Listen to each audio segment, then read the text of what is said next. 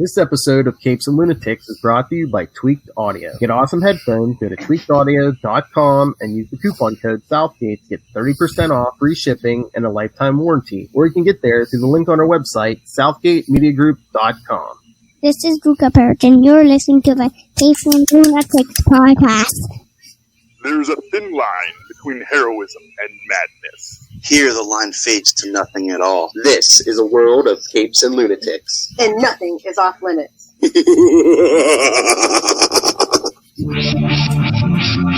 Dragon personal business online. Oh, hey, you don't think I ever role played in high school? Come on. Okay, that's fine. I'm not saying nothing. So sorry, Charlie.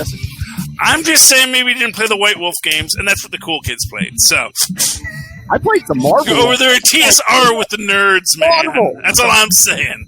Anyway, well, the Marvel Champions gameplay style was ridiculous.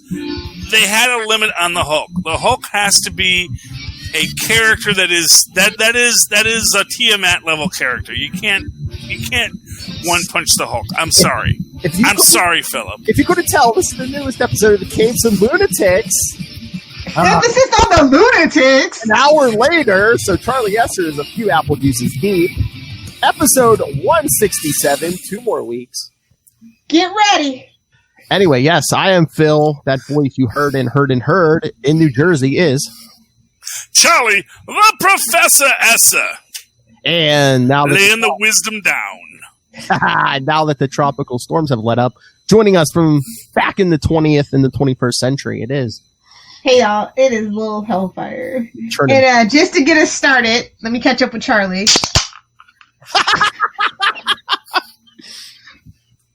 You had the time to do the work before you got here, Lilith. That's all I'm saying. I just want to let everybody know what they're in for. I like to give a warning. You just want to do the crack on mic for the walls. If you're not on camera, Lilith, you can put a logo up. You should just put a beer can or something up. If you tell me how to do it, I'll okay. Do it. Yeah. For and to be fair, I don't. Let's not forget, this is technically a family podcast, Philip. Oh, a picture of apple juice. My fault. We don't want Master Doom coming down upon us like so many Doom Sentinels filled with Latvian mutants. What did you say? Yeah, I said something. That's my shit, Charlie. But anyway, yes, we've been getting news from our virtual San Diego Comic-Con. Which I think all the Comic-Cons should be like that from here on out. I'm so here for it. It's so draining. You have to rub elbows.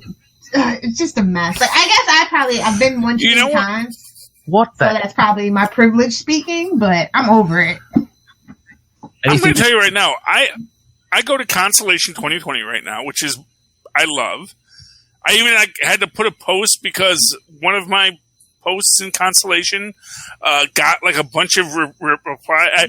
I made a very controversial statement, which was that I felt that of late the Doctor Who's have been too pretty, and like I think we've gotten away from more bug-eyed, silly-looking doctors, and I think that loses something.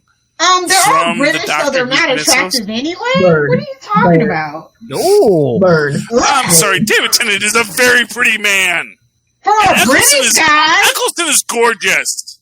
Eccleston is manly man gorgeous. We don't skip 9 in the time. Matt Smith. No heartthrob, he is not. The entire UK, that's at Lil Hellfire on Twitter. Yeah, tea drinking nerds. Go put your kettle on and leave me alone. Phil was ready to have a tea party. Hot salad water. Anyway. But yeah. We dumped that in the ocean in this country, my friend. All right, I know nobody else here really watches Walking Dead, but they finally announced our season 10 finale is that was supposed to come in April, I think. It's finally going to be here October 4th. That show's still on? Yes, right? You're waiting for our season 10 finale, buddy. I I'm sorry. I literally thought that ended like a year ago, and they were doing like Fear the Walking Dead now, the prequel. No. No, I know that's still there, but I thought like sort of like how when they ended Law and Order, but they still had SVU going on. I didn't realize. Charlie. They're gonna milk that cow. They're gonna beat that dead horse. Charlie Esser. I mean, they're gonna make movies that nobody's gonna go see.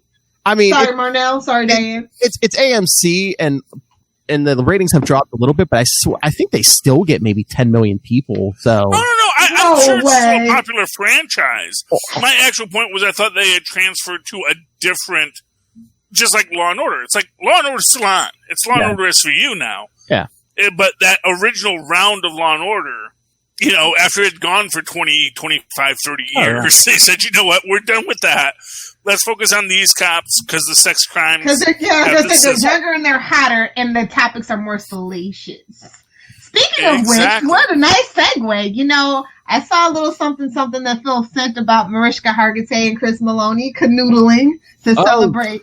Oh my gosh! Our fan theories come to life. Mariska and Maloney. No, he's got his own SVU spinoff coming, and I think it was to bury the hatchet because there was a lot of like nasty rumors when he left and everything, and it's just nice to see them bury the hatchet, even if it's just for show. Come on, those were my partners. Olivia has not been the same since freaking Stabler left, and I don't like any of the new people.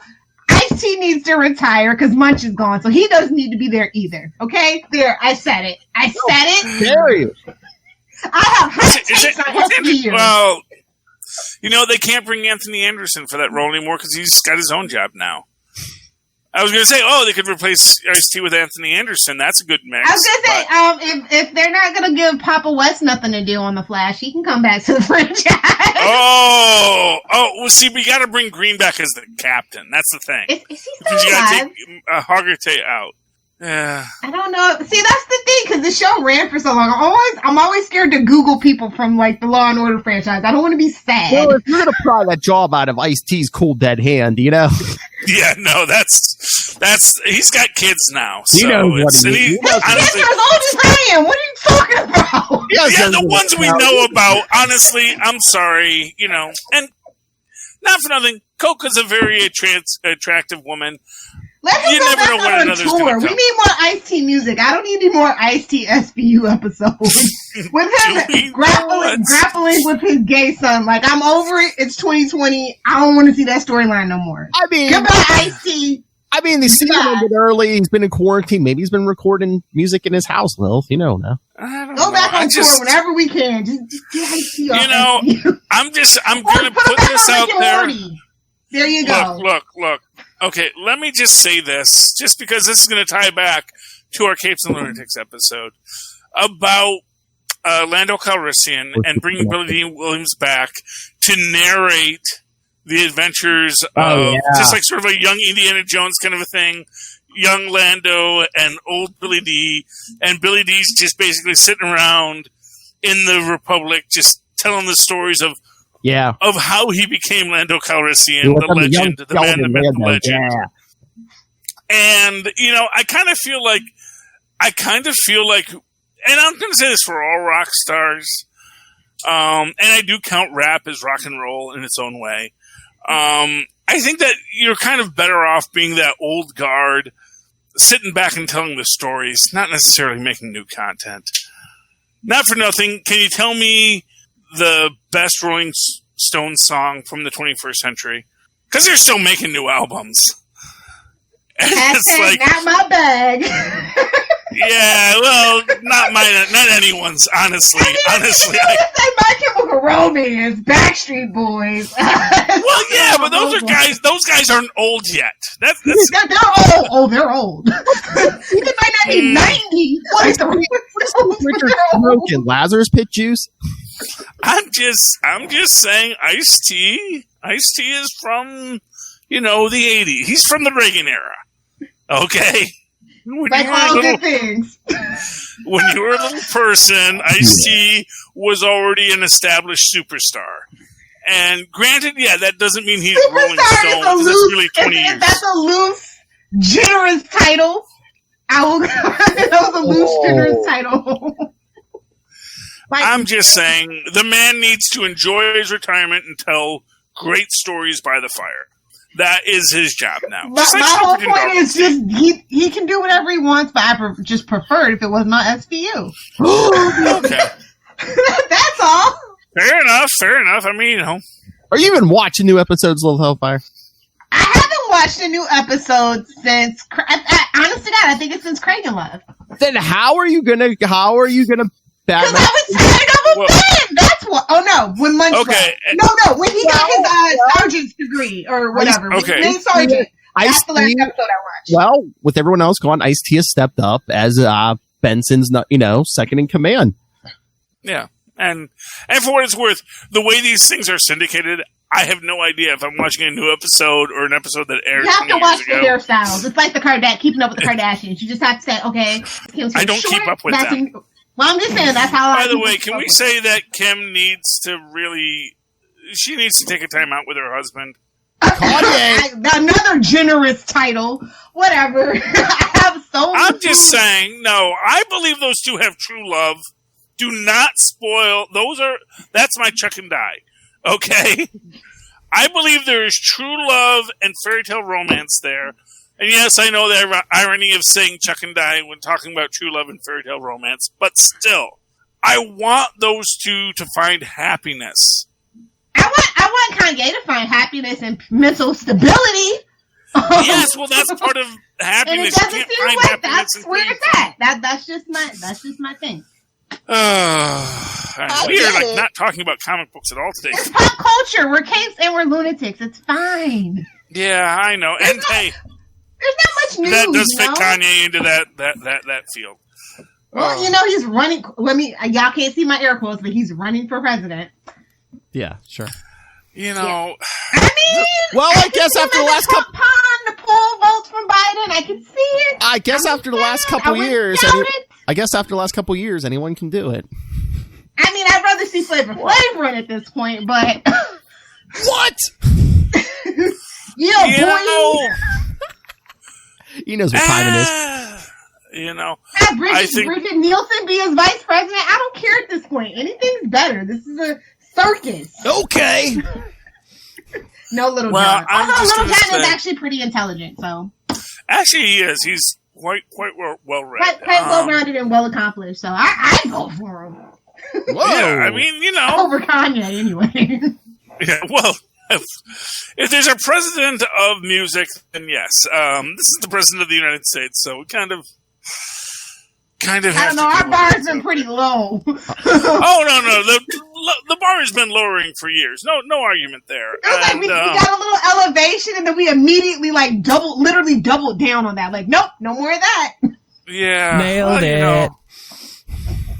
So, America.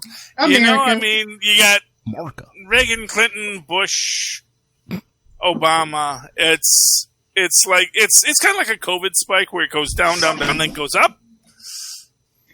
And, but now up in a different way. That's not as good. Anyway. All right, but back to the news. Something else. New Mutants? Are we going to try to wait? I was going to try to wait for Tyler, but well, they did announce. I was going to say first, Spider-Man 3 has been put. Well, it was pushed back to November 2021 originally. Now it's pushed back to December 2021. I guess to try to. It better not come out on my birthday. I don't need a travesty of mass proportions on my birthday weekend. I think they're more trying for like a Christmas type, Christmas time movie, Oh, that means they got to shove a Christmas story into it. Do they? No, it could just be a story that happens during Christmas. It doesn't necessarily have to be a Christmas story. That makes it a Christmas story. Well, so Shazam is a Christmas movie. Okay, that's fine. Yeah, absolutely. Wait, no, you tried to argue with me that Shazam wasn't a Christmas movie. Die Hard. Who tried to say that Shazam isn't a Christmas movie? Play the tape back. I forget what episode that was. It was about 20 episodes ago. But does Christmas occur? Here's the thing: it's like unless it's a film about Jewish people and Hanukkah was in at Thanksgiving time, then you can't really say that it's not a Christmas movie if Christmas isn't a part of it. It's like if there's a moment that is tied to the idea that there's going to be a Christmas then, That's my point. I don't know. Maybe it was the apple juice. I don't know, but I mean, like, you can you said. do a pass on Home Alone just because everyone is separated. So in that sense, there is no Christmas anticipation. But like when you look at Die Hard, it is centralized in the idea that there is a Christmas party. But then again, you can argue that that is not central to the plot. So in there you get a little more gray area, but you could say that the plot could not have gone forward without the Christmas thought. Is Iron Man 3 a Christmas movie? Yes, that is entirely a Christmas movie. Well, I mean, it is. First off, Iron Man 3 is as schmunksy as any Christmas movie you're ever going to watch. So, yes, more than Thor: The Dark World. It is. Oh, what I will tell you is, talk about Thor: The Dark World. I thought that was the Marvel fan rule. Iron Man 3 is about a bunch of toys coming to save the day. So you're going to tell me that's not a Christmas movie? Too many remote control armors. Oh my god. Blame Thor. Thor inspired him. Okay, blame Not Thor. for nothing. I think that's the whole problem with Ultron. Not enough diversity in the Iron Legion.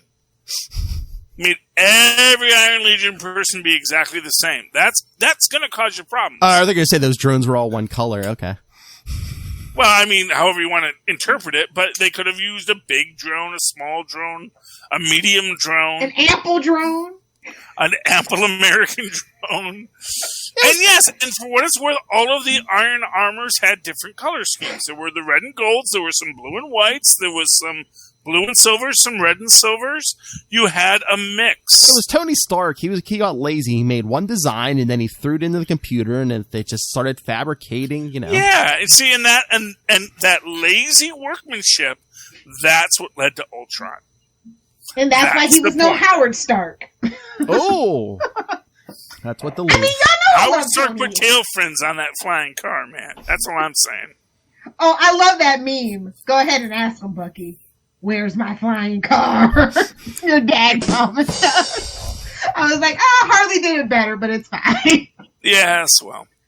Oh, hey, can we talk about HBO not knowing what the heck it's doing right now? Sure. Here comes the portion of the podcast where we jump on Warner Media. Take a drink of your favorite drink.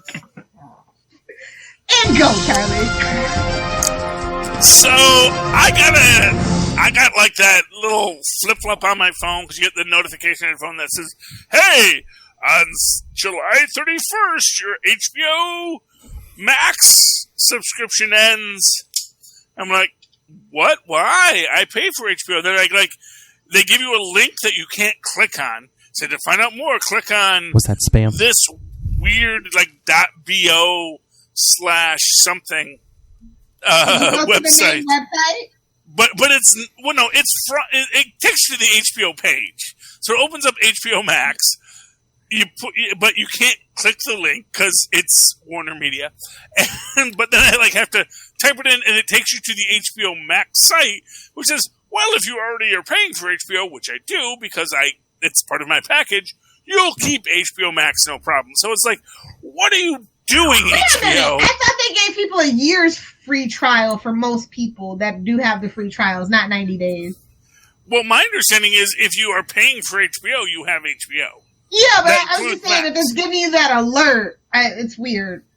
Well, they don't have their stuff together. It's fine. Yeah, well, no, and not only that. It's like I have AT&T, I have HBO, I have AT&T TV with HBO included.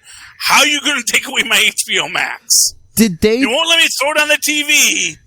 I gotta watch it on my phone. You're gonna take this away from me, and you think this is good customer service? Did they do that? AT&T, Time Warner Media. If you need somebody to make you an app, you know where to find. Do you think they did that just because you can't watch it on half the devices in the world? So they're like, "Hey, remember, we're still here. A lot of you aren't watching. We're still here." Probably, and it just backfired and annoyed everybody. I'm just saying, it's like, good God, y'all, I am. No, I haven't watched the latest Doom Patrol yet, which is, again, it's one of these things. It's like, I'm watching Perry Mason. Perry Mason is amazing. Are you talking about the old Perry Mason, or? Well, no, this is there's a the new Perry. series. This is like the secret untold origin story of Perry Mason, and it is riveting and cool and interesting in so many ways. It is. This is what I said. You can really see if you're a fan of Perry Mason. So here's the thing. So if you're a fan of Perry Mason, and you don't mind the idea that Perry Mason has sex with people, definitely not for the original demographic of Perry Mason, I don't think. I'm sorry. Charlie Contrary to popular belief, people had sex in the 50s to 60s, 70s, and 80s. I know that. I'll say this: I know my mom loved Perry Mason. My mom had sex, so I'm going to say that there's a whole demographic of people. The proof sits before us. More than once, because I'm the youngest. That's all I'm saying. But, the new Perry Mason is really great. And you can see how the actor who's playing Perry Mason really becomes the lawyer we know from the later stories. Because Perry Mason was, and that was like, did he used to be a PI? And then like, oh no. I actually drove me to do research into the Perry Mason character. It's like, no, he was always a lawyer. I don't know if it was ever mentioned that he was a PI, but they've actually sewed up all the holes in the plot so that when you come back and you're like, oh, this is the prequel. It's just set in the time when the Perry Mason story started. Oh, wait, why am I excited? I was a Matlock person, not a Perry Mason person. My fault. Never mind. Well, Matlock's cool too. Don't get me wrong. I love Matlock. Can we get a Murder, She Wrote prequel? Now that's what I'm talking about. Oh, you don't. Where is my Murder, CBS All Access? Where is my Murder, She Wrote prequel? Is Angela Lansbury dead yet? I'm just. I don't want to Google it because I don't want to be rude about it, but if they're still alive, you got to do an old Lando Calrissian story there. Well, no, she gets to pass the torch. You see. Well, yeah. We started off the episode with I remember before I started writing mysteries. That's the old Lando Calrissian. It's like that's what we want. Is we want it. First, Billy Williams. He's very much alive. He'll live with another 20, 40, 50 years. We love this guy. I don't know what's going on. Don't you hate me for my Lando Calrissian love and my Billy D. Williams love, okay? She's still alive. I drink Schlitz, okay? So don't even get me. Oh, she's 94 though, guys. We gotta hurry. Well, hurry. But what I'm gonna say is I would love to see the young Jessica Fletcher story. Yes, because she was BAMF as an old lady, so them young tales. She was definitely getting into things. I'd love to see the story of young Jessica Fletcher, and I'll tell you, Angela Lansbury, I'm sure would love to do the press for the young Jessica Fletchers. Honestly, at 94, she may not want to do a young Jessica Fletcher story, even as the voiceover. But she might say, I would love to do the press for that. I would love to say, I endorse this. I love this. This is great. She has a granddaughter that kind of sort of resembles her. Well, there you go. Hey, it worked for young Sheldon getting Laurie Metcalf's daughter in the role. Oh, but she's like my age, so yeah, we could still do that, I guess. Laurie Metcalf's daughter or Angela Lansbury? Granddaughter. Yeah, honestly, I as far as I know, you're still a young, vibrant human being, Lilith.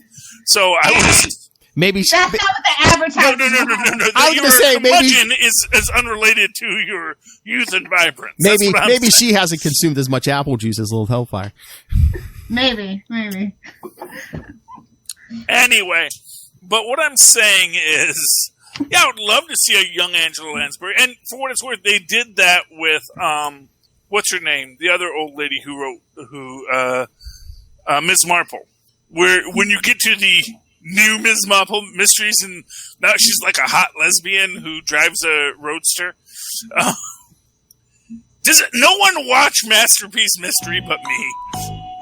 I guess it's only you, buddy. Okay. Ms. Marple is an awesome hot lesbian solving crimes now, and I love that.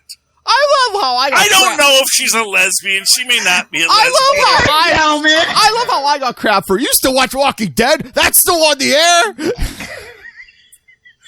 Hey, first off, it says masterpiece mystery. Okay? So clearly, it was a masterpiece before I got there. Meaning, it's going to be around long after the lesser pieces are long forgotten. And this is why Comic-Con should exist, so that we actually have something to talk about. Yes. But that's I think the online cons are really fun. I think people are getting a lot of socialization with them. And what's great is that if you want to do cosplay, you can actually take your best shot of your cosplay and post that. That's not what cosplay is all about. It's about the sweaty, sloping around in your sweaty cosplay and just, being a trooper. That's what that is. Commiserating with fellow nerds, elbow to elbow, and getting freaking taco sauce over your favorite cosplay and looking for club soda. That's what it's about. How about new? But anyway, Lilith, you brought it up last week. I finally watched some. I think there might have been 2 trailers for The Boys season 2. Yeah. Heck yeah, September 4th. Finally, some new content. I'm thirsty for it, bro. There's my drop. I'm ready. Just gimme. That new character Stormfront looks interesting. Yay, Nazis! She was just like, what was she like streaming on her phone? She's like, oh hey, look, they're filming this commercial. Look how fake it is. Yeah, I mean, you know what it's going to be? This is the thing that annoys me about it, is they're not going to make her quite so Nazi-ish. They're going to be like, oh no, she's like a Magneto, I'm a super being, that's why I'm a Nazi. I hate all people equally, because you're not superhuman like me. And we're just like, no, she's a Nazi. She's a freaking Nazi. And like, she should be. You know what happens to Nazis? And they won't, they're not opposed to punching women in the face on The Boys. So. I mean, unless she like turns out to look like an Iron Cross. I'll talk about you about unless that she turns out to be like the female version of Homelander or something, Well, I mean, yeah, but Homelander's an American Nazi. The Nazi, yeah, homegrown. Well, the idea is that there's a man. This is going to get awkward. You can do a. Yeah, there's no way to do this. You can't do it. Yeah, no. He's a Nazi. He's a Nazi too. But no, what I'll actually say is what I'll say is Homelander is an exceptionalist, of which he's the most exceptional. And that is, I think that's what they're going to do with Stormfront. Yeah, you can have it. Just don't make a mess. They're going to make Stormfront an exceptionalist rather than a Nazi. And there is a subtle difference because an exceptionalist can accept other people who are also exceptional of the group. They've actually kind of made, and that's the thing, but I think Stormfront is supposed to be a straight up Nazi, meaning that even if you're a superpowered being who does not meet the genetic quotient of whatever it is that she sees, but I think she's probably going to get her butt handed to her by, no, because they're going to make them friends in the end. It's going to be, that's the thing about Garth Ennis. He hates superheroes, so he definitely likes to subvert expectations. So I'm not really worried about it. Oh, yeah. I mean, unless they start, unless they get a superhuman civil war and Billy Butcher. No, they're not going to be corny like that. See, that's why I like The Boys. Well, no, I just mean if they're like fighting amongst themselves and Billy Butcher and the boys are like, oh, now's our chance. Yeah. See, I'm excited. To be fair, you almost have it where Billy Butcher's the bad guy, where he's like, there's where no they've good people almost here. cast. Well, I mean, really, where you actually look at it, it's like, they kind of cast him as what's his name, the senator, not Senator Stern, although Senator Stern would be a good allegory as well, but Kelly, Senator Kelly, who he just doesn't trust the superhumans. But it's like, no, they're an allegory for gay people. So you hate gay people? It's like, no, I hate the idea of superhumans. And well, to be fair, there's no good people in this story. Yeah, well, that's fair. That's why I love it, because I hate humanity. Like most of human history, everyone is awful. And I'm not glad okay you enjoy it. with that. Lovely. I'm okay with that. Everyone's awful. Honestly, this is what I always say, is that most people historically are awful. I get it. You can't let that weigh you down. The answer is more education, not less. So it's perfectly okay to look at a guy like Thomas Jefferson or even Christopher Columbus and say, oh, here's something they did. And then say, and here's also a million other things they did that was horrible. And then say, okay, well, I guess that one thing was kind of cool. And that actually opened other doors. But, you know, all that other stuff, we should probably not forget that and just keep that in mind whenever we talk about them. That, yeah, they were objectively awful. Because most people were objectively awful in the past. That's the thing. And honestly, most people will probably be objectively awful in the human. We are the evil mirror universe. I don't know why people don't understand there that. is no mirror universe. Only us. Well, no, I think there's actually the good mirror universe. And then they're going to come to our universe. Like, you are so horribly twisted. We're like, what? We are? That's always the weird thing about, like, the evil mirror universe. We have to make them so comic bookily evil that it's like, oh, it's obvious to us how evil they are. But it's like, we're the mirror universe. Look at that mustache. Nice mustache, Charlie. Yeah, well, you know, I mean, not for nothing. I'm the evil Charlie Esser, and I'm actually kind of nice, so I can't imagine how much nicer the real Charlie Esser is. So that's all I'm saying. Mandela! We are the evil mirror universe, and that's all there is to it. You know? No, this predates CERN. Trust me, we were evil long before anyone slid an atom. We've just unlocked the door. Yeah. It's like now CERN's going to just start releasing all these good people. They're like, oh, we're better than you in every conceivable way. We're kind and good and caring. And we've built, you know, because of that, we've built much more advanced technology. And, you know, it's sort of like the answer to the Fermi equation is like, no, every other alien race just sees us as a death world. And we're just like, stay away from that planet. That whole mostly harmless thing that we write about in our fantasy books, that's like our dream that we would be mostly harmless. No, every Hitchhiker's Guide to the Galaxy says, Earth, avoid, danger, a bad place. Then, of course, yeah, exactly. All of the teenage aliens come and zoom us because I'm not afraid of humans. I'm going to zoom them. I'm going to abduct a few, anally probe them. And then, you know, then we eat those aliens and steal their technology because that's what we as humans do. That must be some strong apple juice. I'm just saying. I heard you wanted to talk some comic books, maybe? Yes, let's go. Does that make you happy? Does that make you happy, baby? Yes, Mommy. Let's talk some comic books. Where do you want to start? It was a pretty decent week for Comics Corner. I don't know. Oh, Charlie, Lilith, did you read Amazing Spider-Man Sins Rising Prelude? Says Charlie. No, Charlie read. As a general rule, I don't read anything with the prelude in it when it's a comic. Well, they basically give you the origin of Sin Eater, which I don't know who was asking for that, but I know. I was like, did we need that?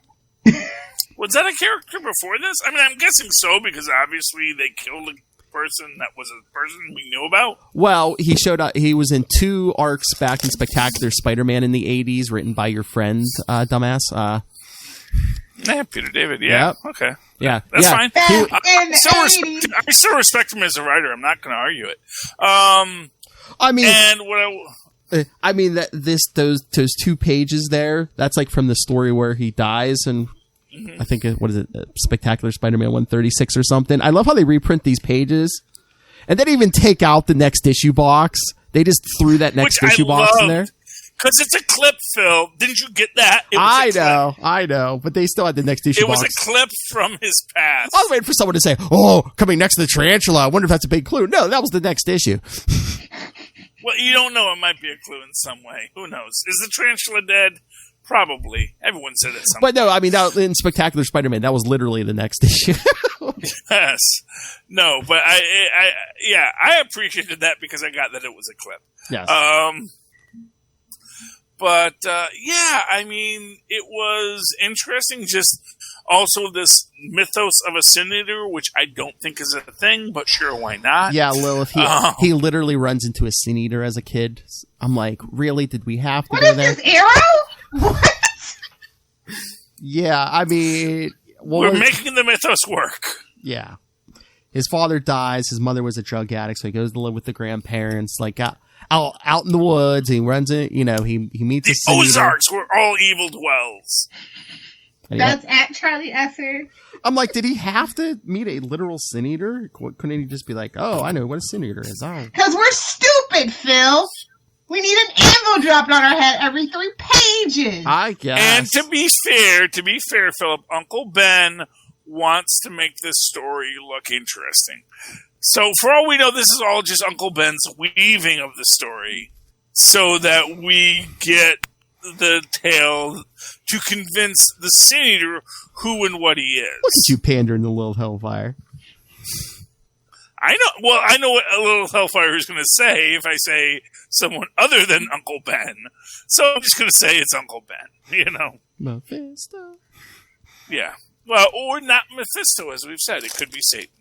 Could be the real Satan who is missing from his throne. Finally showing his face. Again. He just shows up. Sorry, I'm late. I didn't want to come. Humans suck. You were just sick of being the jailer. It's like, I'm like the freaking... I'll let the inmates run the asylum. Who cares? Well, that was something they did in Elvira Goes to Hell, which is just that idea that Satan was like, I didn't want to be the jailer. I was God's second angel. I was the most high of all high, and you think I want to just sit around and watch humans who are wallowing in their own sin forever? No! It's like, I got put in charge of it, but I was like, I quit, dude. I'm on vacation. I'm going to Newark. I'm going to do good deeds. Because that's what Satan does on vacation. I mean, like you brought up, Charlie, supposedly Johnny Blaze is in charge of hell when in Ghost Rider, where Lilith... And he's an idiot. Where Lilith is appearing. Well, idiot. Well, he was hunting down demons because demons had escaped hell, so that's what we were saying. Who is Kindred? Somebody escaped hell. Well, it's just the idea that, hell needs a ruler. Oh, hey, here's a drunk redneck. Here's a drunk redneck who used to jump. Can we try to do some buses? Democracy in hell? Maybe? Just maybe a little democracy in hell? Honestly, I think that would make it too close to... too real for you? Too real for you. Well, honestly, the idea that all of the... Well, honestly, as I've said, that is the wizard's master plan. All of his clones, they all die. They all go to hell. They're all going to get together, form a massive voting block to sway... Gerrymandering in hell, yes! Because that's exactly what the wizard would do, man! He's like, so if all of my clones have souls, and all of my clones are evil, and all of my clones go to hell, that means that I could make a situation where 90% of the souls in hell were me. He's gonna have to fight all those Otto Octaviuses that have died. Wait a minute, this isn't a super connectivity episode. Get out of here, Charlie.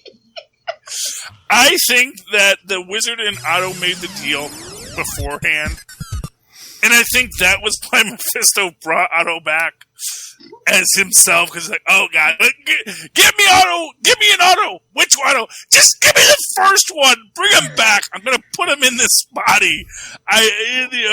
Those guys have worked out too many deals. They're smarter than me.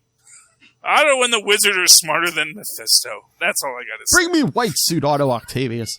Exactly, the best Otto.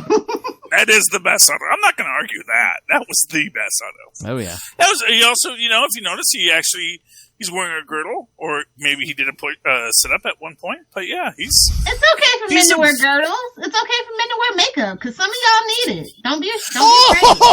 We call them Manx now, Lilith. Oh, God. Oh, a brosier? Okay. Yeah, no, there are male foundation garments now, Lilith. There have been for quite a while. I won't say what celebrities use them because I know. Well, they used to just wear girdles, but now they wear Manx. The Shatner. Which is exactly. less. Yes. Honestly, yeah, girdle is... me the breastplate stretcher! Sorry. Yeah, it is what it is. Yeah, we'll just be flowing. Oh, did anyone get any free comic book day issues? I know there was at least 2 out this week.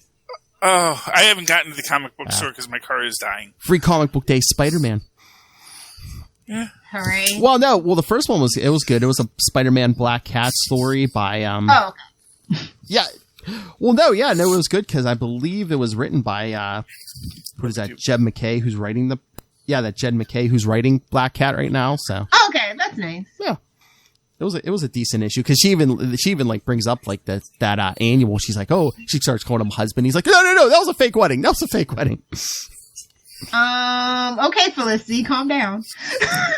I mean, Nissa, my fault. I was gonna say she didn't hijack anyone's wedding. Lilith. They're all fake weddings until otherwise disproven. And again, then there's two stories. The second story is a Venom story, and it kind of just like, it's almost like that Venom 25 Lilith. I mean, it's like the beginning, Eddie Brock's still talking to the Avengers, telling them that, that symbiote god is coming, and, Iron Man's like all mad, like, why didn't you come to us sooner? I'm like, it's Eddie Brock. You think you're talking to a deep thinker here? Are they going to really do a cult story in the middle of the Empyre story? Events on top of events on top of events, Charlie. Haven't you been paying attention for the last 10 years? You can't have turtles all the way down. Here's what I'm going to say. If you're going to do that, then you're going to have Cole eat the Cody. Whoa. I'm just saying, you got to break the mold. By the way, are the X-Men like totally going to be on the side of the Cody for some reason? Because they all like, oh, we have a living island and that's like plants. So yeah, because the Cody had some kind of vegetation that teleported them too, didn't they? Yeah, well, plants are evil. We know. What's going on over there? I'm just saying and we know, and they were like, oh, they're going to be allied with the Kree. It's like, no, clearly, because now we know the Kree aren't the bad guys. The squirrels aren't the bad guy. It's the Cody.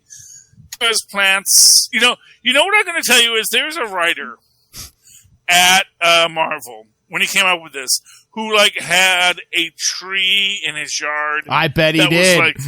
That was like breaking his basement and busting his pipes. I have to tell you, the trees, man, the trees are destroying everything. And that's the thing. No, that makes it all better. Burn. It's medicinal. Sure, Lilith. I'm just saying, it's like, I guarantee you, whoever is the overarching writer of this story, probably, maybe Hickman, is like, the trees are evil.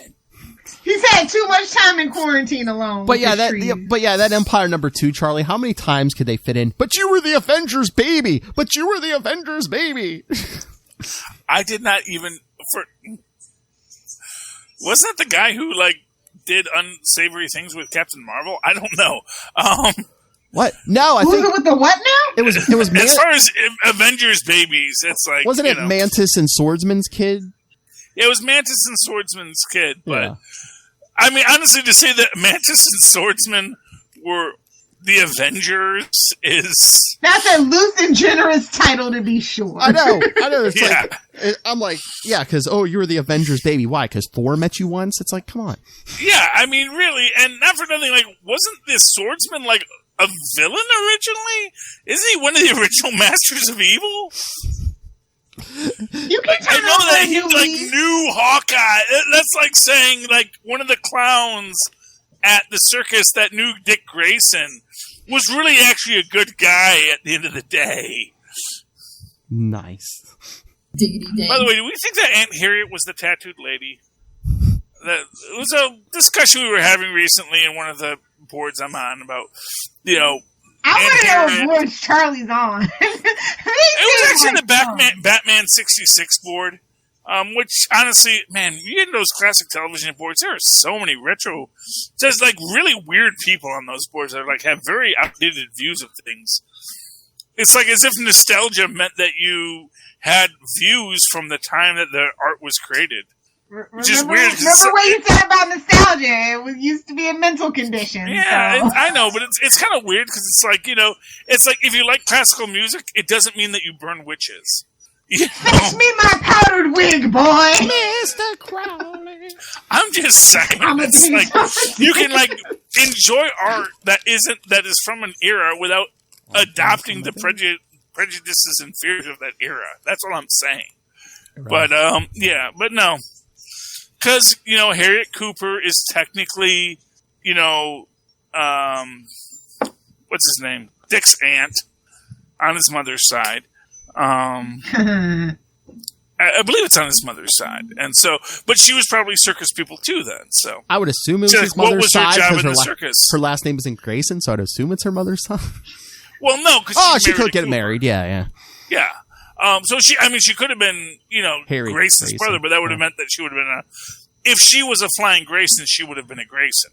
You know what I mean? True. So since she's not a Grayson, she must have been Mrs. Grayson's sister, but they were also circus people. So circus people get with other circus people because that's not a very easy life if you're not. Well, you travel a lot. So if you don't want a long distance relationship, you marry, one of the people, which is actually what we got in they're very Gotham. distrustful of outside people too. On top of that, like it's a whole thing and a culture about it. So yeah, exactly. Especially And back then. we got in Gotham that Dick's mom's family was from the clown side, and Dick's father's family was from the aerialist side, and that there was a lot of tension between them, and which is why I actually think that Harriet Cooper was probably a tattooed lady, and she married Admiral Cooper, who was a Navy man, and that's why we always see her. We never see Aunt Harriet in a bikini. Because she's got a lot of tattoos. If we made it now, we got Aunt May's Marissa Tomei. I'm telling you, it could happen. I know, but I'm just saying. But if we did, then so you we'd throw see that all out there for your theory. You write that script, Charlie. It could get made. Snyder My headcanon is Harriet Cooper, Cooper, who's a widow. Her husband was Admiral Cooper. She was the tattooed lady. The ships on her hips made his heart skip a beat. He fell in love with her, went on to a grand adventure, and then when she found out that her son had been adopted by some rich pedophile, she said, I'm going to go, well, not her son. Can't say the P word. We'll get the her nephew. On YouTube. I'm sorry. Like we're going to make look, money on Lilith, YouTube. if your nephew got adopted by a rich recluse in a mansion, you wouldn't want to say, let me see what's going on with this. Charlie, yeah, Charlie went to sleep. Charlie went to sleep. Charlie went to sleep 10 minutes ago. Okay, it's cool. I'm still going to stick around, though. Charlie's asleep. That's the apple juice talking. I'm just saying. No, look. It is a suspicious circumstance. I will give you that. Yeah, it's a billionaire adopts your nephew. It is a... Well, it's technically adopt him. He's just his ward because, he's that's his the whole ward, thing. yeah. Because he says, why did you adopt me, Daddy? Yeah, they retconned that, didn't they? Or didn't they eventually have him... Well, he actually adopts him when he's an adult, I'm assuming. Yeah, which is so he can leave him his fortune easier. So he can inherit all that blood money. That's like a whole tax loophole thing, guys. That's a whole joke in my script for Velocity, Velocity is where Zip the Boy Wonder says, "Well, no, I'm a ward. I'm not adopted." So it's like I have a trust fund. We can live a decent life. But it's not like I have enough that I could go superheroing on my own if I wasn't associated with the Blue Gargoyles. So it's a good story, man. I really gotta pitch it to NBC's comic book division. I gotta find out how you do these things, man. All right, I gave everyone homework. Let's talk about Daredevil because I know Phil has been frothing at the mouth about it. I don't know why he didn't open with it. Of course I read it. Because you made us. He's like, everybody read Daredevil. He gave us homework, guys. That's my pick of the week, so... It was a good book. It was definitely the best Marvel book, to be sure. I do enjoy the idea of legal precedent in this. Mm-hmm. And this idea that they're obliged to keep his identity a secret because it was determined superhero... Which... does not make any sense. I mean, they kind of set that up. It might have been Charles Soule, but yeah, they had set that up in a previous arc. Yeah, I mean, actually, no. Really, no. It predates him. It predates him because when I forget who did the first She-Hulk run, where they did when they first introduced Mallory Book. That's where they said that actually it was already established that superheroes could testify. Mm-hmm. So it actually predates Soule. No, trust me, I actually think Soule would have probably said, that doesn't make any sense that any court of law would accept this. but the fact that precedent was set by non-lawyers meant that you had to accept it, which, ironically enough, is actually true of real law, because you don't have to be a lawyer to become a judge and ascend to a Supreme Court and then make law. So, fun fact, but so that was where we first established the idea of the Comics Code Authority establishing comic book lore as law, and also suggested the idea that superheroes could testify in their own, because of course you had to establish the idea that this was who it was, and I don't think Soul would have accepted the idea that you could just say, well, I have powers, because clearly there's 100 people with the exact same powers as everyone. So Spider-Man could testify at Daredevil, well, look at this backflip I did. Well, first off, do we even know that Daredevil does backflips? You know, what is the criteria by which we judge who Daredevil is, you know? So anyway. I just don't ask him to kiss a girl and see if she dies. Oh. How about that? Well, they both kind of do. I don't know. But no, I don't know if that's well documented, though. That's the problem. But I just, why is this one? I mean, I know it's horrible, but it's like, why is this one murder like the one Matt Murdock is just like obsessing on? I mean, like you said, Lilith. I mean, he's got enough bodies on his tab. It's like, why is this one all of a sudden? Can we just talk about why every single modern run of Daredevil we have to reveal his identity? Like, is that like in the contract now? Is that an editorial mandate? I think it goes even further back. It's like, you know, starting with Frank Miller, you know, at least every other arc, it just seems like the writer's just like, oh yeah, let's see how much crap I can put Daredevil through. Well, yeah, I mean, unless it's done better, to be sure. I'm just saying that's just what it feels like. Yeah. What I kind of think it is just this idea that it's always stupid when they say his identity isn't revealed. And we're in an era now where secret identities are kind of have to be grandfathered in.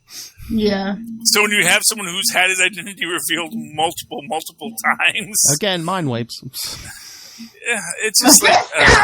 well, no, this one was the purple children. No, I know. Thank you. Yeah, this was the purple one. Well, give it time. Every time, it doesn't matter. Give it time, Lilith. Give it time. Uncle Ben could show up. Hey, isn't there a Daredevil one more day coming? Yeah, there is. That's what I've been thinking about. As I recall, we discussed this. So, I love how this works as both a to wrap things up and a palate cleanser. So it's like an epilogue and a palate cleanser all in one. Yep. Well, but now we have to go to the legal battle, and it would be nice if we get a real legal battle. And I get the idea. He's a lawyer, not that they remember to make him a good lawyer. Well, he was never a good lawyer, Lilith. That's the thing you have to remember about this. He was never a good lawyer. Damn. He was a lawyer. You don't have to be a good lawyer to be a lawyer. That's one thing I learned from Boston Legal is that there are a lot of bad lawyers. Protagonist. That might just be me. I don't know. But so here's the thing: is like now we're going to get. So here's the thing: you can have the idea of certain witness testimony not being publicized, because the rule is you have to be able to face your accuser. And now that's going to be now it comes into these very complex questions about facing your accuser, what that means to face your accuser, yada yada yada, although that's actually on the defendant's side. So really the idea that they're keeping the person who is being accused of the crime's identity secret is actually in keeping with most law. So as you break it down, that idea that this, and the fact that the prosecutor demands to know who he is before he allows him to go forward with this, actually makes sense. Because the idea is that no, someone has to know who this is. We have to know that we're convicting the right person. Mm-hmm. So essentially what they're having is this person has confessed to this crime, but they are requesting anonymity for their trial in the sense that they are willing to accept the consequences of this trial. And because superheroes can now testify, they are willing to, and I think it was a Spider-Man comic where this law was established, but anyway, that's just a whole other side note. I get the feeling that there is a quality of it that we're going to get a nice drawn-out legal battle in the next couple issues. Are there going to be more issues, or is this the last one? What do you mean last issue? I don't know. They stop people. They put in new writers and artists next week, and then now we're completely throwing that all out. Okay. No, it's not going anywhere anytime soon. At least till issue 25. Yeah, Lilith said it might be it's a jumping off point and a jumping on point. Not until they one more day. Well, just in between that particular art, like I said, it's like a prologue and a palette cleanser, because I like a lot of the dynamics in it. I imagine the next few issues will be this discussion of the actual crime. What was the crime that Daredevil as a citizen committed? Because essentially it comes down to this very interesting question so if I see a robber and I tackle them and I kill them because they were running away from a robbery, does that mean that I am guilty of the crime, or does that just mean, and I'm assuming I froze there. No. Okay. Does that mean I'm guilty of murder, or does that just mean I am guilty of knocking over somebody and them dying? Meaning, and that's the idea, is that his argument is going to be, yeah, I run around in my long johns and I punch people, but the person that I was punching was committing a crime, and that mitigating circumstance is that I did not murder a person. I simply committed what is the unlawful act? Which is a weird thing to say, like when someone dies because of your actions, what is the unlawful act? You can say grave indifference, but you can't really argue grave indifference because it was it was an underlying condition that caused his death. Mm-hmm. It's in its own way a really kind of uncomfortable conversation about when police use too much force. Exactly. But then police are, by their nature, trained. The thing is the difference is that police are, of course, employed by the state and are bound by rules, which is why they have all these restrictions. Well, yeah, fair enough. They're supposed to be bound by these rules. And it's... maybe the superheroes have to set up qualified immunity for themselves. Maybe that's the answer in this maybe that's where Chip Zdarsky's going. I don't know. Or maybe they don't, and that's kind of the point, is like, yeah, maybe you shouldn't have all this leeway. Because you're making this choice to be a vigilante. It's a very, because of course... You're going to have insurance and... At the core of the argument is, should vigilantism be illegal? And that's the question. And it's a different question in a world with supervillains. That's the thing. But then again, actually, what I would have much more... Here's what I'm going to say. What would be a great arc for this? The best possible arc for this is Daredevil being acquitted and then applying to the police academy. Ooh. Get a little Dick Grayson style up in here. Well, hey, or Steve Rogers. Just say, you know what? I want to fight crime because that's the world I live in. I have superhuman abilities. But he's blind, so he's not going to pass the physical. He's not really blind, though. He's like, oh, no, I got radar sense. That means I'm not really blind. What? Is he going to be able to see the letters on the eye test with that? Oh, that's what I'm asking. You can use your fingers. Whoa. But my favorite thing about my favorite thing about this book is the Striper shout out. Yes. What? Did anybody else catch that? No. The Striper shout out? Okay. I'm the only nerd in here. That's fine. Them's fighting words, love. Okay, I didn't see where they mentioned Striper in this. Are you talking about the Christian heavy metal band or... What? I'm sorry, glam rock. Striper was technically glam rock. What? Striper! You said Striper... What, you guys don't remember Striper? No. They were a Christian glam rock band from the 80s. Well, I know I've met members of I met one member. I met their drummer once because he runs a recording studio in Wayne County, where I recorded a demo once years ago. And, Charlie Esser, the rock star. Lilith Hellfire was a cheerleader. I don't know what's going on anymore. I was never a rock star. I don't know what's going He's on. aspiring. I recorded a nice track because I was a minstrel. I've got a good singing voice, and I fancied myself a singer, but I lived in Michigan, and there's no place to... there are actually a lot of places I'm not a to sing fancy in man. Michigan. But, honestly, making a career as a musician is hard, and I did not have the opportunities that other people often get.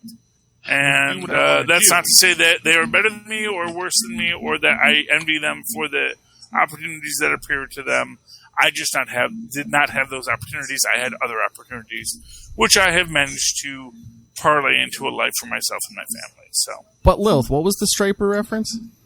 Oh, I forget the page now. I don't have the book on me, but it was in there. Okay, so is there a supervillain named No. Striper? I didn't know that they were considered Christian rock, I guess. So so we are talking about the same band, Yeah. Striper. Okay. That's Striper's totally Christian. They were all like, all their songs are like about revelations and stuff.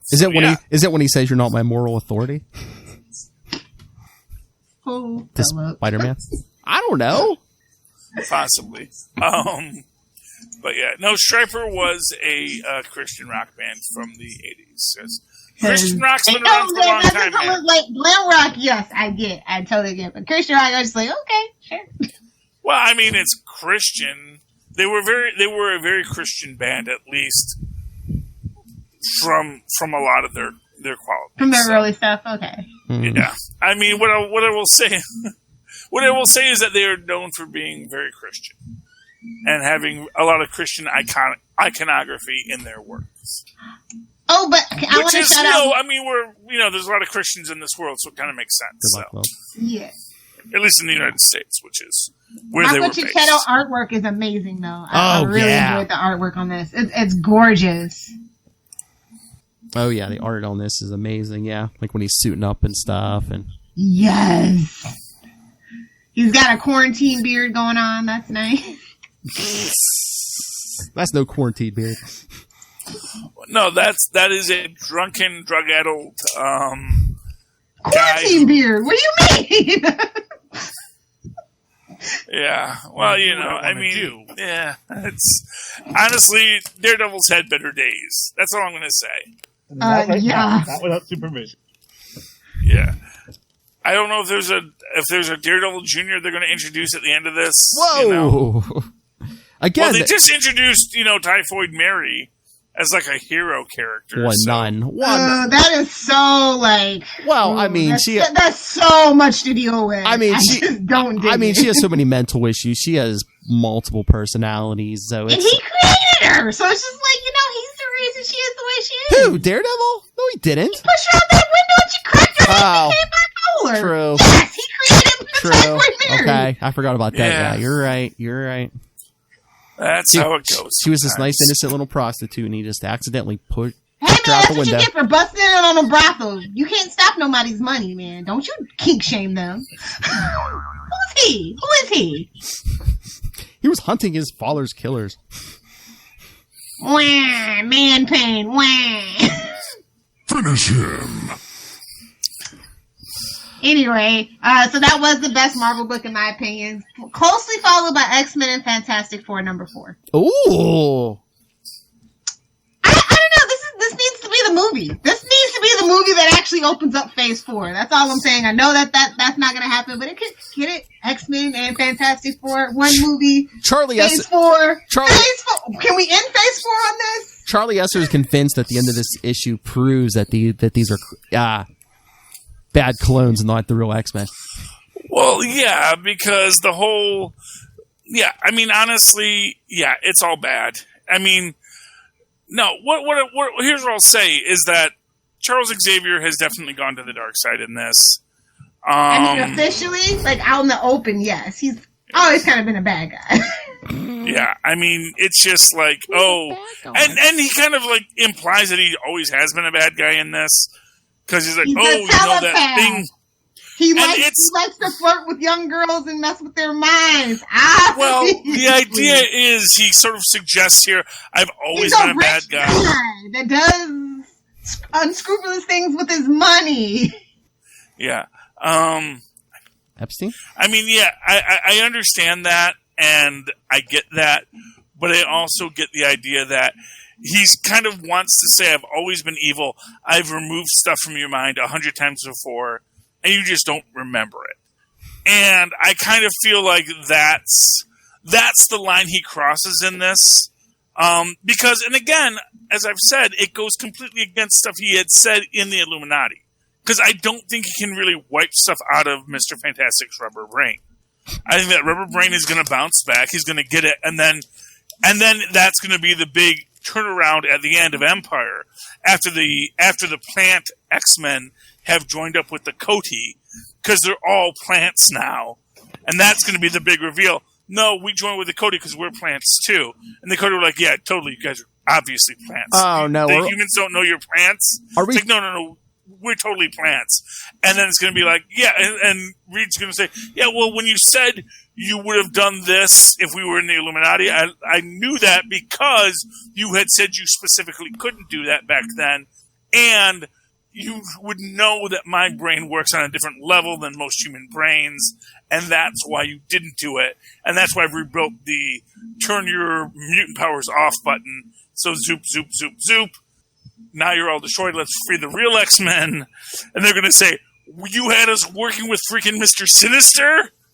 Why would we work with Sinister? He is literally sinister. And that's going to be how the story ends. So what we're doing? My words. So we're doing Secret Invasion, but with plants instead of Skrulls? Well, no, the Secret Invasion was Krakoa. That's what I'm saying. Yeah, now we're doing plants instead of Skrulls. Well, yeah, except that those plants aren't replacing humans. It's that basically what I'm saying is all the mutants on Krakoa are plants. Yeah. And so when the Coty show up, they're gonna be like, "Oh, dude, okay, we can work with you guys. And they're gonna say, "Yeah, we can work with you too. Say, "Oh, by the way, don't tell our plant X-Men that they're plants because they don't know." Like, Kitty Pryde doesn't know because she's like the one that we couldn't duplicate, And again, central to the X-Men story here, where it's like, she's like the one person that Doom can manipulate, and also the one person that can rise above. It's great the way the whole Kitty Pryde arc works in this. But yeah, Doom is just awful. And although, fun fact, a callback to the Earth's Mightiest Avengers, the Earth's Mightiest Hero story of Secret Invasion, where Doom was the one guy who knew what was going on. Doom was the one guy who realized, Coty, plant, Skrulls replacing people. I had to figure out which one of you guys was the Skrull. I'm not going to tell you because I'm Doom and I'm played by Curtis Armstrong, and I will not allow anyone else. You run your campaign however you need to.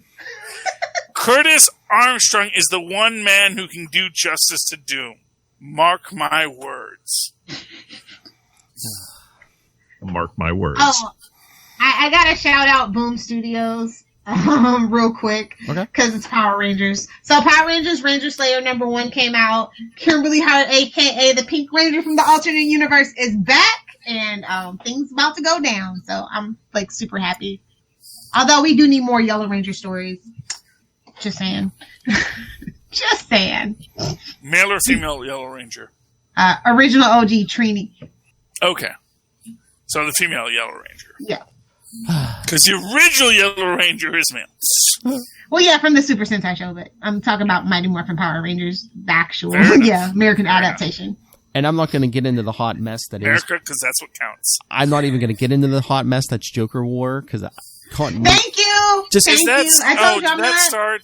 Yeah. That started, and it's not going to be over with for quite a while. I mean, I just don't know how everything fits together, because it's like, I guess... It doesn't, because it's the Joker. I know, but it's like, Detective Comics is like, I guess, a prequel to what's going on in Batman, fine, but Joker's running around everywhere. But then, meanwhile, in Batgirl, when he attacks Barbara Gordon, I mean, this issue ends with her like... Isn't that kind kind of played out at this point. Well, I guess she gets her revenge because I mean she like eventually like stabs him in the backs because they're like both like I guess like bleeding out. Unless he's paralyzed for like a whole freaking continuity, then it's not fair. But I'm like he's running around in every other book. How is he like in this book with a metal bar through his back? Because there's two other Jokers, Philip. Oh! The three Jokers is the clone. I'm kidding. That's not the plot. Sure, Lilith. I would never. Well, to be fair, since they did the latest reboot where Harley went into the chemicals, it's implied that chemicals also give them some kind of semi-superhumanity, super soldiery kind of stuff. Like Clayface and all those other guys who got those industrial accidents. Yeah. It's something in that Gotham water when it mixes with chemicals, I tell you. Honestly, it's one of these weird things where it's like, oh yeah, the chemical vat causes superpowers. Because we can't mention bang babies anymore. It's just weird because it's one of these things where it's like, wow, wouldn't that be like a whole scientific division? Okay, let's figure out what's in here. Why cause these powers? Well, I mean, not even OSHA. It just needs people to say, oh, gee, this, as an example, there was a great story in She-Hulk. This was the middle round of She-Hulk, where they first introduced Kurtzberg, Lieber, and the other guy. Where there's this whole story arc about Dan Germain, who fell into a vat at Roxxon Chemicals and came out superhuman.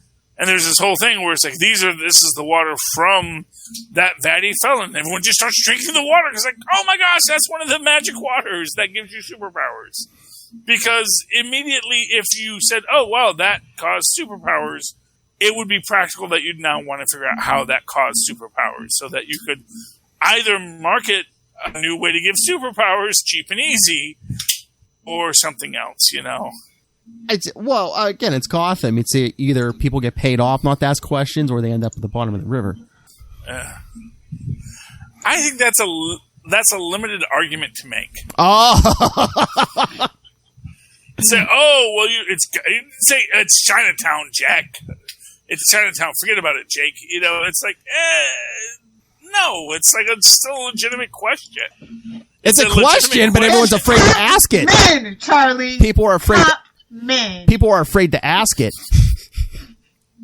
I suppose. I mean, you think it's a normal town that lets a Batman run around? Come on. I am so mad. What? I'm mad that Harley Quinn isn't on Sci-Fi yet. Oh, I thought it was. Because they said they would release that on Sci-Fi so that I could watch it. Oh, well, it's coming to HBO Max. Yeah, except now I don't know what's going on with HBO Max. It's the whole thing. I'm mad that I can't see it anywhere, and it's like I want to see drunken Jim Gordon. Me, matey. Get that VPN. I heard you talking about, and we don't do NordVPN. We do shark surf in this house, just as a friendly tip. Just as a friendly whatever. Whatever, Lilith. All right, Felicity Smoke. I only know the people that like playing from an iPad, okay? Hashtag never forget. But yeah, Charlie would love Harley Quinn. Yeah, I would love Harley Quinn. I'd love to watch it, but one day your Harley will come. Yeah, it's like Lilith, Batman. I'm already giving Warner's money. I'm giving Warner's a lot of money because I have an AT&T phone. It's like, give me your freaking content, Warner's. Give me. Okay. I'm paying you through the nose every month. My whole family's on your phone plan. We got the unlimited data. We've got everything running through you guys. Give me the freaking content. I don't think that's too much to ask. It's growing pains. I'm sorry if you're going through it, Charlie. They don't know what they're doing over there. That's why Phil and I should start a Kickstarter fund to save DC from Warner Time Media, whatever the heck conglomeration. Yeah, I might need your help on that. Yeah. The ironic thing is, it's time. To help me cross the T's and In the 90s, dot you the could I's. have done that. Or the 80s, you could have done that. That's how that guy wound up owning Batman. Some guy at DC owns Batman. Well, that was kind of Batman. like the 70s, I thought. Batman. Yeah. But yeah, he owns, and he's like the producer of every Batman film. That's why Batman's all grimdark now. He's like, yeah, Batman's always grimdark. It's like, well, no, okay. that's directly a DC thing. He just gets his kickback. He's not an actual producer. He just gets kickback. Yeah, Lilith, help me set up the Kickstarter. We'll get this done. Sounds like a So plan, what do John. we want to do? We want to do Indiegogo. We want to do Kickstarter. We want to do what? I don't care. I say, here's what I'm going to say. If we really wanted to do something, we should like find someone that can draw and just create our own comic book company. That would be my recommendation. If they're trying to buy one of these big, rocks of Gibraltar, just finding someone among our many people who can draw, who would like to draw Is our Kurt stories. Manley busy? Somebody get Kurt Manley on the phone. That's not going to make headlines. I want to see headlines. Mouthy nerds say, DC, we know what's best for you. Yes, well, Yeah, we do it for the headlines and the lulls around here, Charlie. We don't say we're like the Joker. We wouldn't know what to do if it actually happened. Yeah. But I promise you, I wouldn't burn that cat.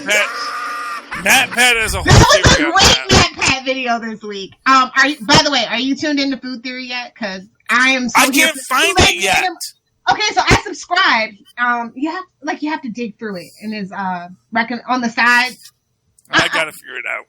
Yeah, I want to find it. The I was Kool-Aid like, Man. I'm here for it because it's Marvel. I figured you might be into it. no, I'm totally into it. Yeah, I absolutely saw it. And here's the thing he did not mention. We only see the cash burning for a few moments. Exactly. Cash doesn't burn that fast. So, like, after he sets it on fire, his men, and the guy runs out, the men could have just stood like, yeah, call it. That was, we just had to do the scene. Scene's done. Get that money out of there. Exactly. Because when you think about it, all of those other pyramids that's like another $1 billion on top of it. So, yeah. But no, I want to find Food Theory. I can't get to it. Yeah. Weren't they throwing gasoline he said on it? Joker was a billionaire. Weren't they throwing gasoline or something on it? I'll be right back. Okay. Charlie Esser had to poop. No, I don't know. Do you know what? You don't watch Matt Pat, obviously. No. Yeah, but he does some really good DC theory stuff. And so this week's video was about the Joker's a billionaire. And it's about all the money that he stole from like the bank robberies and the mob bosses. And how, Joker's actually the most sanest person in the whole Batman universe. He's very cold and calculating, and that scene proves it because it's all for show. Yeah. Yeah, it was great. Like, Matt Pat does really good work. I enjoy his theories. More his film theories than his food theory, because his game theories, I don't like Five Nights at Freddy's. So. Okay, well, I can get a word in edgewise. What are they doing with that new bat suit? Is it a new thing? Or is it just temporary? It just showed up in. I don't like it. It just showed Nobody up. likes it. Well, he didn't put it on yet. It just showed up in Batman 95, and he's like, "Oh, Lucius, did you build this?" Like, no, he didn't. And I guess they're hinting around Joker built it for him. No, I guess they're hinting around that Alfred maybe made it before he died because But he's not dead as we know. So it's like, where is he? Is it a clone? I don't know, but they just been kind of hinting around that maybe before he died, Alfred was like basically he wanted Bruce to be. Are we reintroducing Julia Pennyworth? Is that what we're doing? I don't know if we're gonna do like a kindler, gentler Batman. I don't know. Yeah, I know. Like we have that. It's Dick Grayson. Go over and have a word with Superman about that. We have a kindler, gentler Batman. It's Dick Grayson. Thank you. For the better butt. That's right. Yeah, I'm kind of done with DC right now. Let me know when Joker War's over. Oh, you're not. Oh, yeah. Yeah, well, I'm kind of boycotting them until Joker War's over. Well, Batman 95 came out this week, so I mean, it's going to at least issue 100. So. And why should I care about Batman 100? I made it to Detective 1000, so Well, that's what I said before. They keep saying like, "Oh, the final battle between Batman and Joker." I'm like, yeah, okay, sure. They're never gonna get rid of the Joker. Like they tried, and it didn't stick. Yeah. I mean, they did get rid of the Joker. Yeah, it's a wildly popular movie. I mean, again. Well, if you want to call that a Joker movie, fine. It's fine. They are. In their eyes, it is. I swear, if I hear Arthur Fleck one more time in a discussion board, I'm gonna would you burn rather Facebook's headquarters see Jack down. Napier, Lilith? Would you rather? Yes, see I would prefer Jack Napier. I think we all would, except for these Jack Napier newfangled cool, kids. Yeah. These newfangled kids. Are we all right? I'm trying not to get too spoilery. Lilith and Three Jokers. Are we going to get some kind of different origin? I don't know. I think people that like Punchline are gonna like the Punchline people are gonna love Three Jokers. Oh, you just broke Charlie Esser's heart.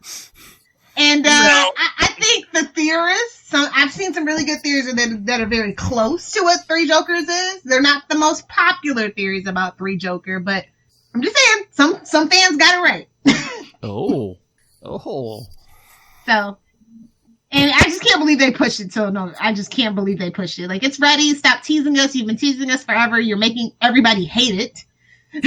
I know. I'm just like, this thing better be the Mona freaking Lisa, the way they keep And pushing you know it it's back. not. Yeah, I know, exactly. It's like, you're just making people are going to be crapping on it more the more you push it back. Put it to you this way. It would have been better as an animated movie in that previous DCAU that just got done than it is as a comic book. And that's just my personal opinion. Now you broke my heart. You get the feeling that maybe that was their original intention, and then it just fell. Honestly, I think so.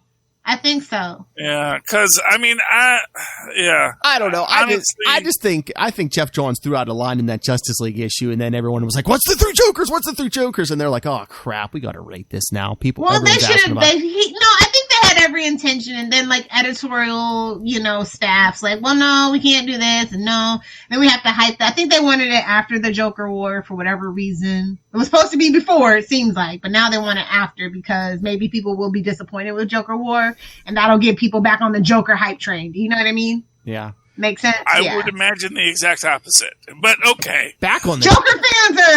Joker fans are going to be Joker fans. I mean, there's been something Joker in the comics every month since that movie came out. Yeah. Well, honestly, if I hear Arthur Fleck in a comic book, I'm going to rage. Oh, well, the Three Joker. I mean, okay, well, I guess there's only one Arthur in the DC universe, and that is Arthur Curry. Thank you, and good night. But I'm sure we're going to get an Arthur Fleck, or I guess maybe not because Lilith knows, and so I'm an idiot. But I would imagine we get an Arthur Fleck and a Jack Napier, and then a third person, whoever the third person was supposed to be. Because I know there was a third guy who was just the actual stand-up comic, the schlub guy. So Lilith, it has nothing to do with Dr. Manhattan, does it? What? Why would you say that name? That's a terrible idea, Philip. How dare you? Did I just Martha this thing? Okay, so obviously it's Wally West is the third Joker. So okay. I didn't say that. You did not say it, Lilith, but Is the third Joker swinging his dong? Oh, come on. There are no eggs in that book for Watchmen TV show fans. There are no eggs in that book. But I can say dongs. Dong is a medical term. I'm just gonna say it is sad. It's a mess, but some people are gonna totally love the hot train wreck of a mess and what it could potentially mean if they actually go ahead and say it's canon, which they're not. Spoilers. Well, that's unless it sells enough. Depending how popular it is, yeah. Because here in DC, everything's canon and nothing matters. That is our slogan. # deal with it. Yeah. Anyway. And on that negative note. On that note, Lilith Hellfire's whiskey IV is running out. On that note. Vodka, Philip. Vodka. Okay, down in your arrow cave. She does not drink brown liquors. Down in her arrow cave. All right, so yes, send us your thoughts. I'm sure we'll get more Comic-Con news between now. It's my invisible jet, by the way, because Wonder Woman, she don't let you down. She's keeping the whole DCEU afloat on her damn shoulders. Oh, did you hear? Oh, did you hear? Honestly. Did you hear? I guess they're looking to cast the Hawkman for the Black Adam movie. Yeah, sure. Mm-hmm. No comment. I guess that works. Yeah, Hawkman. Go ahead, throw it in. Because the Hawks worked so well in live action the last time. There was only one good Hawkman, and that was Brian Blessed. So we will just leave that at that. All right. So, yes. So send us your thoughts on Comic-Con news, TV, movies, comics. Tell us about the Marvel judicial system. Email us, capesandlunatics@gmail.com. Call the voicemail, 614-382-2737. That's 614-38-CAPES. And remember to follow Capes and Lunatics on Facebook, Twitter, Instagram. Follow and subscribe to our YouTube channel, our Patreon, where we're talking all things Star Trek. Find links to new Star Trek, by the way, cartoon coming out on Nickelodeon. We know. Yep. Didn't you watch Super Connectivity? I did most of it. Yes, we. Hopefully, no one gets car stuck in them. Well, not the Nickelodeon one, they aren't. But maybe against their will. I don't know. That Ninja Turtles show got pretty dark. Not gonna lie. No, they'll say that for Lower Decks. But anyway, you just stuck your car in me. What are you doing? You just stuck your car on my lower deck.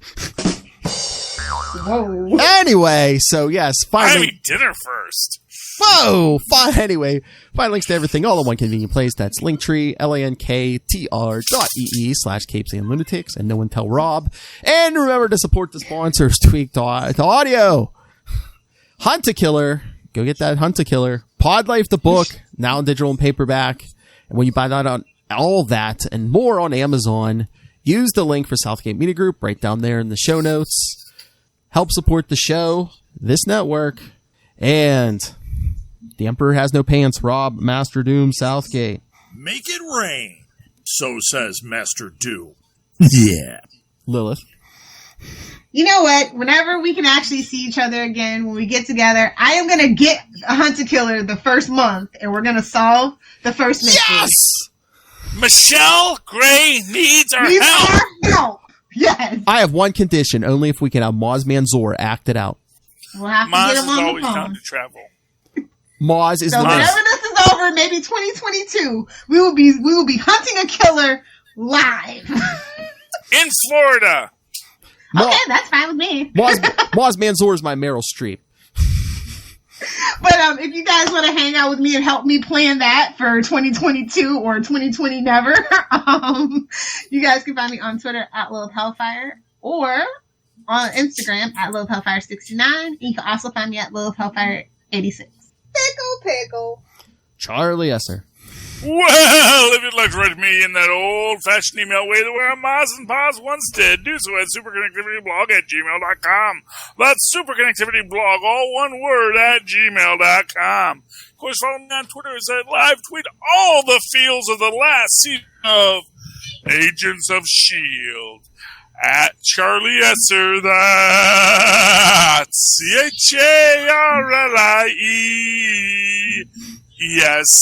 CharlieEssescr. Look for the 2 E's in the middle for quality. Thank More you, like Maz. boing. And thank you, Tristan. He was in perfect harmony on that. I love that. I That told was all you, improvised. if you want Tristan just to record your drops, I can send it to me. I'll just hit the button every time. I like doing it different every time. I know. I like to change it up. Well, give me like makes 5. it magical. Give me like 5. I'll mix it up. Just have a Charlie Esser drop page. Plug page. All right, everyone. For another week. That's right. 2 more weeks until 169. Do your homework. Do your 69 homework. For another week, we have been your Capes. Ampersand. Lunatics. We are the comic book podcast. Just like some people are. CBR loves the silver. Oh! By the way, I'm just throwing this out there. Captain America 269. Believe that's the first appearance of Team America. I believe so. Well, you're more than welcome to discuss it, sir.